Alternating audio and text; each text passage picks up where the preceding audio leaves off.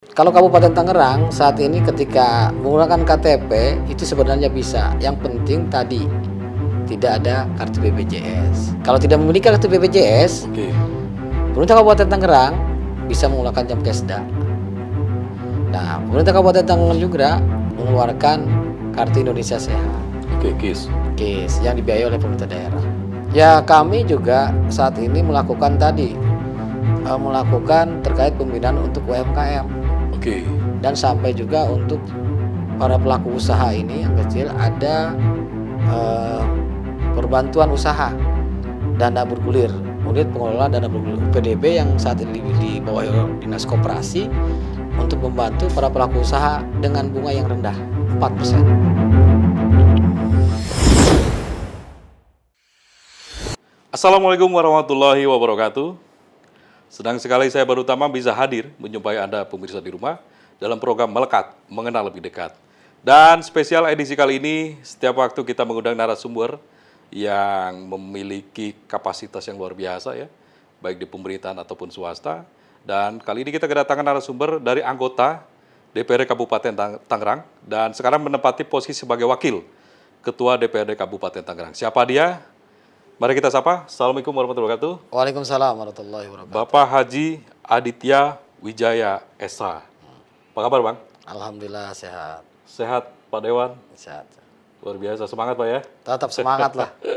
Siap Pak Wakil Ketua Bapak Haji Aditya Wijaya, beliau di fraksi Demokrat Pak ya. Sekarang statusnya sebagai Wakil Ketua DPC. Begitu Pak ya. Betul. Ini tugas dan beban luar biasa Pak. Di Dewan sebagai Wakil Ketua. Di DPC sebagai Wakil juga. Spesialis wakil kah Pak? Begitu ceritanya. Kalau partai pemerintah jadi wakil siap. Oh gitu. Kalau di kepartaian sendiri, boleh cerita nih, biar pemirsa juga tahu, berapa tahun sih berkarir di politik, khususnya di Partai Demokrat? Kayak cinta banget dengan Demokrat. Alhamdulillah dari tahun 2003. 2003, Saya Oke. dulu itu pertama sebagai ketua PAC Ketua PAC, Kecamatan Cisauk Cisauk, oke. tahun 2000. Dapilnya mana aja Pak? Boleh pemirsa mungkin ingin tahu juga dapil Kalau Cisauk. tahun 2004 itu kita dulu masih gabung dengan Tangsel. Oke. Kalau dulu itu Cisauk, Pagedangan, Pondok Aren, Serpong Utara dan Kecamatan Setu. Oke. Itu tahun 2004. Cuma saya Itu sebagai sempat jadi dewan juga? Enggak, Oh, belum. Oke. Itu ketua PAC. Ketua PAC, Nah, terus? tahun 2009 saya mencalonkan diri. Setelah 6 tahun aktif di kepartaian, alhamdulillah Oke. saya instruksi partai harus mendaftarkan Oke. dengan nomor urut 5 saat itu tahun 2009. 2009, presidennya mungkin Pak Pak SBY. SBY. Oke.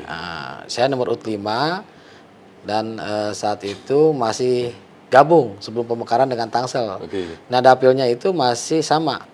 Cisauk, Pagedangan, Pondok Aren, Setu, Serpong Utara. Oke. 6 kecamatan. 2009 mencalonkan diri. Ya, alhamdulillah. Jadi anggota dewan. Oke, dulu jadi apa posisinya Pak? Anggota. Masih anggota. Oke. Berapa kursi kalau boleh tahu tahun 2009? 2009 itu pertama tahun 2009 ada 11 kursi.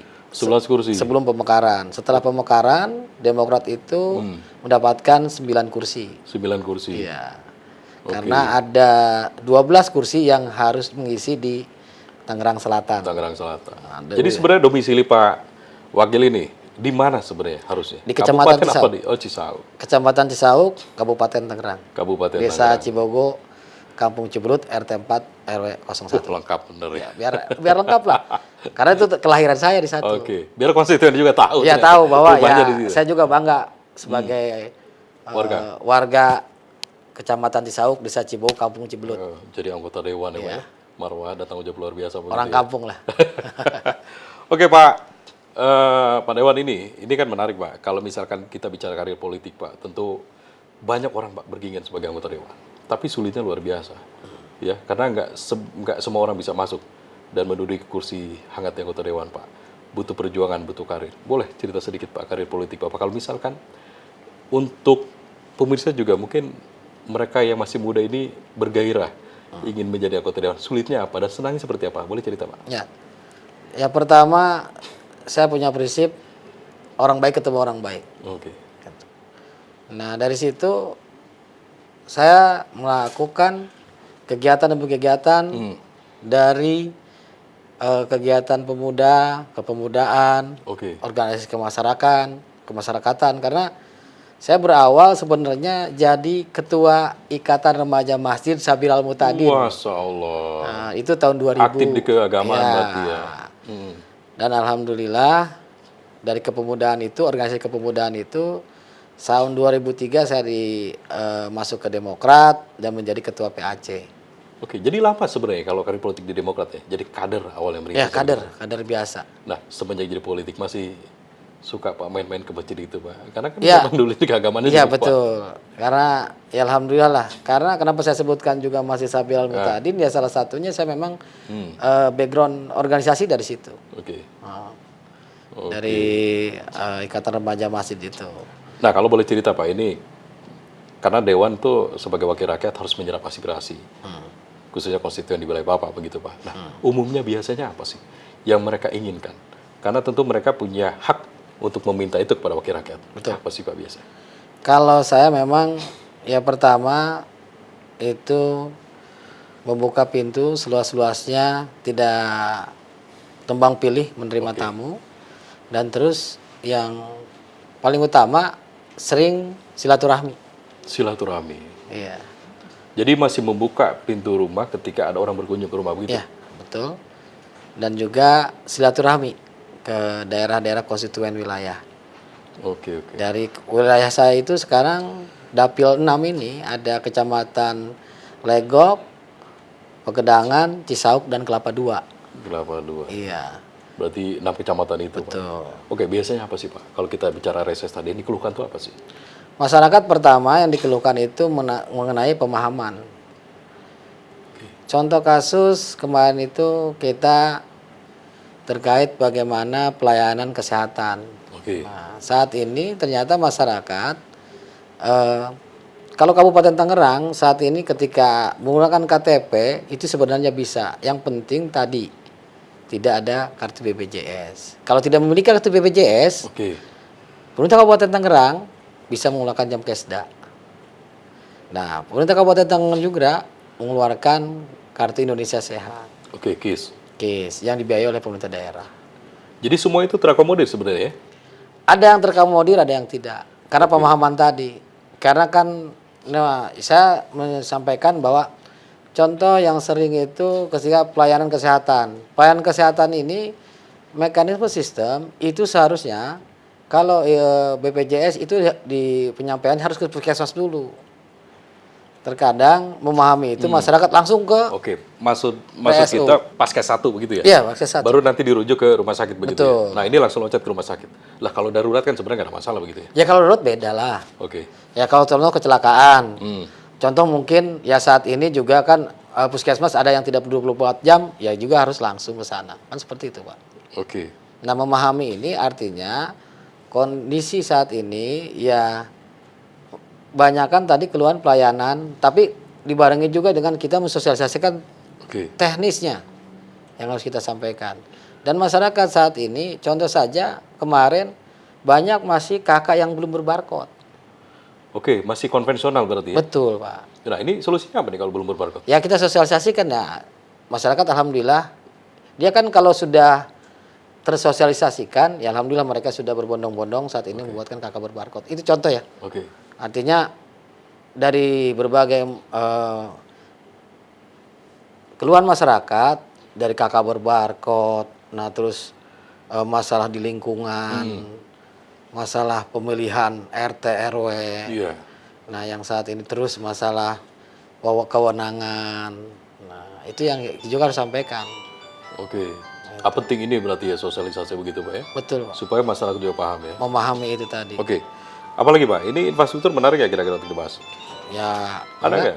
kalau infrastruktur saat ini alhamdulillah lah. Kalau Kabupaten Tangerang lebih fokus tadi menanggulangi kemacetan. Ya contoh kalau di Cisauk sendiri saat ini sedang melaksanakan pembangunan flyover karena kemacetannya kan tinggi karena ada di situ ada rel kereta api yang melintas. Makanya saat ini alhamdulillah dengan anggaran dari Kabupaten Tangerang dari pembebasan sampai pembuatannya itu. Oh, sudah. Sekarang tinggal apa berarti? Ya tinggal pelaksanaan. Tinggal Sudah pelaksanaan. pelaksanaan. Oh, sudah pelaksanaan. Sudah pelaksanaan. Oh, jadi anggaran tahun ini ada infrastruktur buat ke sana berarti? Iya, Itu akan mengurai kemacetan, Pak ya?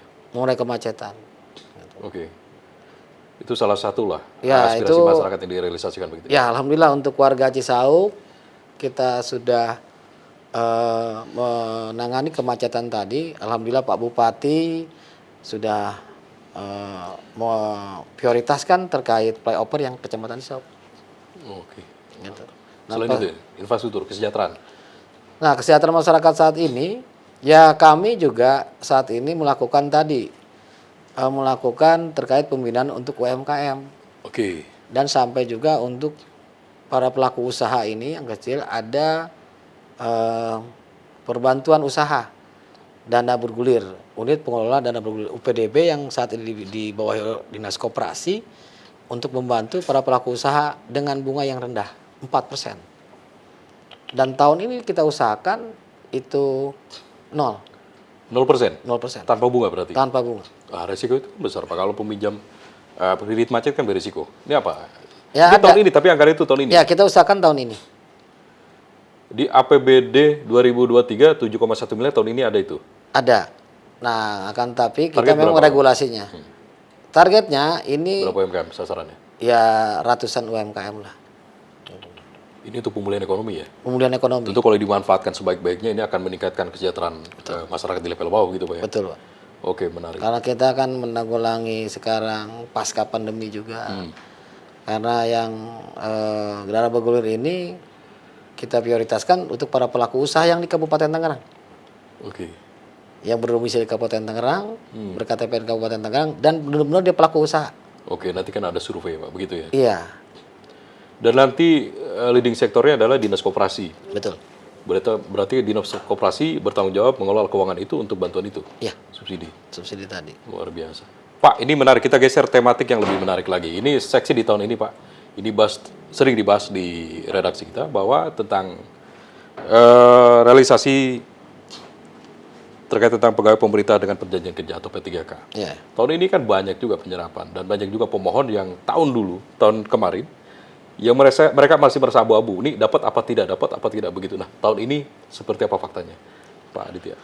Ya, kalau sesuai dengan PMK nomor 22 ya, tahun 2022 itu kita mendapatkan slot dari Menteri Keuangan itu pembantuan DAU-nya itu sekitar 76 miliar 76 miliar. untuk 5.135 guru dan 366 Tenaga kesehatan. tenaga kesehatan. Oke, cukup banyak Pak ya. Ya 5.000 lebih, 5.200 lah itu. Berarti yang sempat ramai tahun kemarin pemohon ingin mendapatkan porsi P3K, tahun ini lah terrealisasi begitu. Ya. Dan untuk yang lolos PG kan sudah kemarin tuh. Oke. Oke, udah harapan apa nih kira-kira untuk mereka yang lolos ini? Ya mudah-mudahan di semester inilah kita bisa realisasikan karena memang kan gambarannya sudah jelas tadi terkait untuk perbantuan dari Kementerian Keuangan sekitar 76 miliar. Walaupun kita memang ya harus menambah lagi dari APBD. Oke. Iya. Karena berjibaku kami pemerintah daerah, bupati dengan DPRD bagaimana meregulasikan tadi biar Sisa. bukan kekurangan. biaya belanja langsung dan tidak langsung itu biar tidak Proporsional. tadi proporsional tadi. Karena kita Ya, juga ya, tidak ya. boleh menghajar aturan. Oke. Tapi secara tidak langsung ini juga kepentingan buat kesejahteraan tenaga guru juga. Ya, Karena betul. memang harapan mereka inilah insentif yang luar biasa ini didapatkan buat mereka yang mengabdi Pemerintah untuk masyarakat. Kabupaten Tangerang saat ini jangankan untuk honorer ya. Kita juga pikirkan juga kemarin untuk guru TK. Oke, Iya, guru TK. insentif. Tahun ini ada anggarannya? Kita dengan Bupati kemarin itu sudah menyampaikan dan bersepakat nanti ada berbantuan dana insentif untuk para guru TK yang sudah punya NOPTK nomor khusus tadi. Iya, ya. Ini Kalau kita lihat teritori Kabupaten Tangerang dengan 29 kecamatan sebegitu luasnya Pak, sekolah begitu banyak. Tadi apalagi subsidi untuk guru TK, bahkan ini guru yang dapat P3K luar biasa. Apakah itu bisa ideal untuk masyarakat Kabupaten Tangerang sejahtera? Kalau bahasa 7,1 untuk triliun, ya Pak. kalau untuk 7,1 triliun itu dirasa ideal ya jelas kurang. Ya karena kan maaf ya dengan jumlah penduduk 3 juta lebih Pak, 3.200.000 lebih saat Termasuk ini. besar Pak, seprovinsi Termasuk itu. besar. Ada 29 kecamatan, 274 desa yang 28-nya kelurahan kan lumayan. biasa ya. Waduh. Ya saya paham lah kalau mengatur Nah. ini ya pemerintah daerah Kabupaten Tangerang juga memposisikan ini Pak. Betul-betul harus di sisi lain infrastruktur saat ini yang alhamdulillah jalan-jalan yang Ya. JLS, jalan-jalan baru kan kita buka terus. Ya, dulu kan tidak terintegritas antara kecamatan dan kecamatan. Sekarang kan terintegritas Iya. antar kecamatan.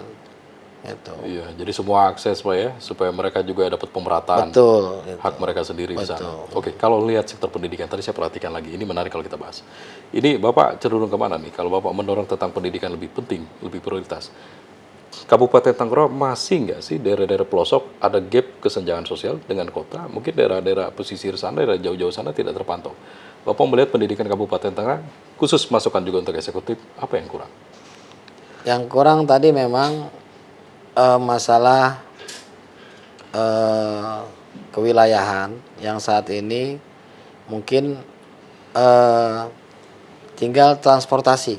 Transportasi. Yang Jalan menuju- sudah. Tinggal transportasi. Oke. Apa yang perlu?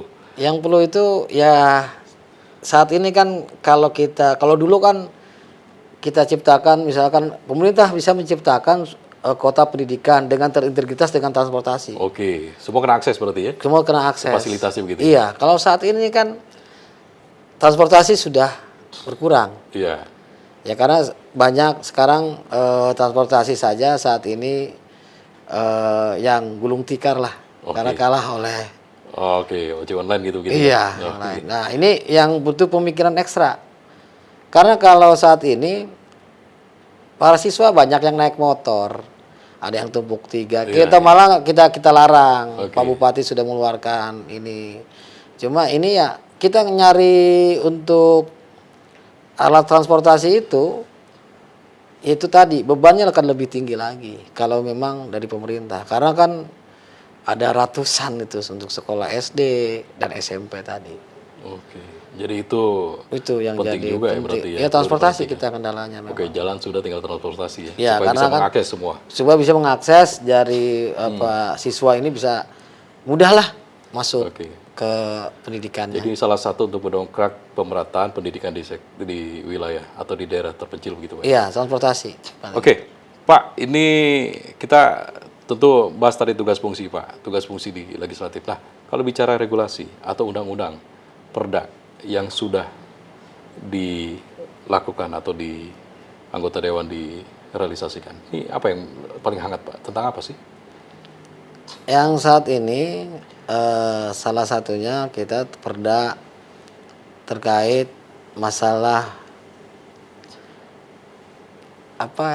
turunan dari Omnibus Law nih.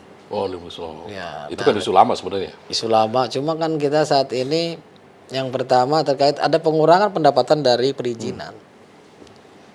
Oke, Karena, menarik. iya, ya karena kan saat ini untuk perizinan saja kan langsung ke pusat. Iya, ke pusat. Iya, dengan Tersentralisasi. OSS, tersentralisasi.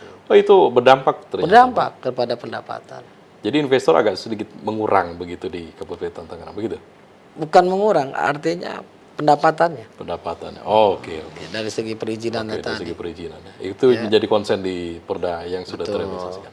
Dan kita saat ini juga kan kita sudah memiliki perda terkaitnya yang paling ini di kita itu pajak yang 0% ketika dia memiliki tanah dengan NJOP-nya 60 juta dia di bawah 60 juta itu 0. Nol. Oh, sudah masuk juga itu dari perda. Wah, itu menarik, Pak. Iya. Itu insentif yang luar biasa itu. Iya. berbondong-bondong mereka akan bayar pajak begitu kan? Iya. Targetnya seperti itu.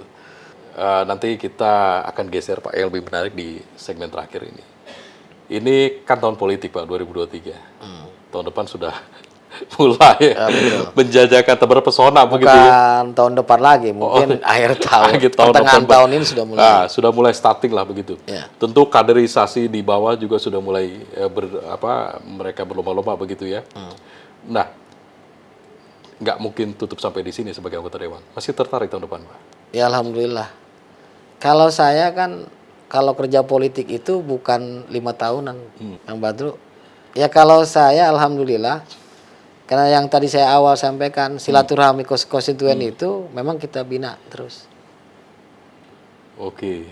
Iya. Jadi long term ya berarti? Selama masih menghendaki konstituen ingin Bapak menjadi anggota dewan, terus? Terus. Yang alhamdulillah juga saat ini, karena memang kalau kerja saya bukan 5 tahunan.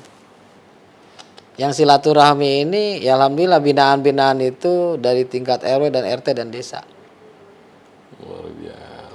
Ya, karena saya akan lakukan itu sebelum dan sesudah, artinya mereka itu tetap dengan kami, dengan saya. Ya contoh satu malam itu, ya kecuali saya memang ada dinas DPRD maupun kegiatan partai dan keluarga, saya selalu luangkan. Contoh semalam saja saya ya ada yang namanya paguyuban arisan ATW. Apa itu ATW? Aditya Wijaya.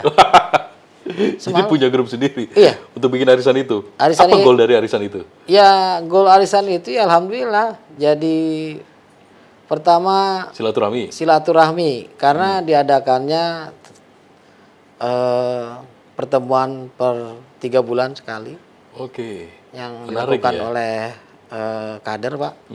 Dan kemarin pun ketika ada korban di Lebak, banjir, musibah, mereka itu malah ini sosial. Oke, berarti boleh saya gambarkan berarti tim di bawah sebenarnya masih terikat secara kekeluargaan dan bahkan bikin grup sampai ke arisan begitu ya. Luar biasa ini, Pak. Kalau kita mah laporan kemarin kita donasi untuk ke Cianjur saja, mereka mengumpulkan dana sampai 16 juta. Jadi mereka ini tim-tim loyal Aditya. Sebutannya apa kalau bisa? ATW di sana. Sahabat ATW.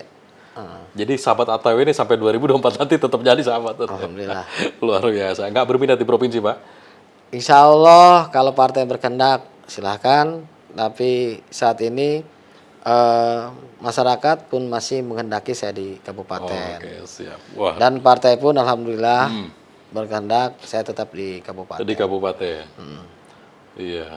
Dan menjadi wakil ketua sampai saat ini ya? Ya, kalau saya sendiri lebih tadi, karena memang target saya juga ke depan daerah otonomi baru untuk Tangerang Tengah. Wah, apa nih gagasan apa lagi? Ya, dibentuknya kota baru.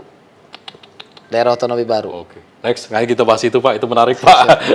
Karena harus lebih panjang perjalanan pembicaraan itu nanti terkait otonomi baru, termasuk penggagas begitu ya? Iya. Daerah sana. Oke, Pak Aditya, ini kemungkinan kan kita tahun politik sekarang. Ini kita kasih pendidikan juga, edukasi kepada calon legislator yang mereka ingin coba berkarir di partai.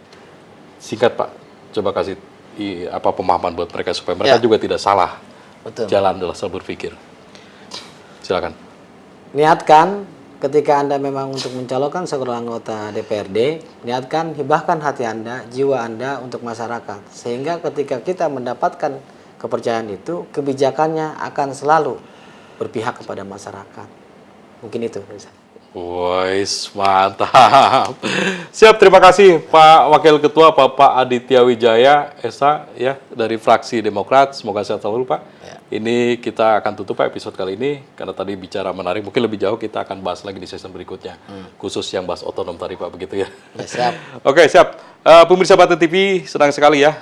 Kita membahas tadi cukup panjang dengan Pak Wakil Ketua DPR Kabupaten Tangerang, Bapak Aditya Wijaya, dan kita akan undang lagi narasumber spesial di season berikutnya bersama saya Barutama. Mohon pamit undur diri. Wassalamualaikum warahmatullahi wabarakatuh. Waalaikumsalam warahmatullahi wabarakatuh.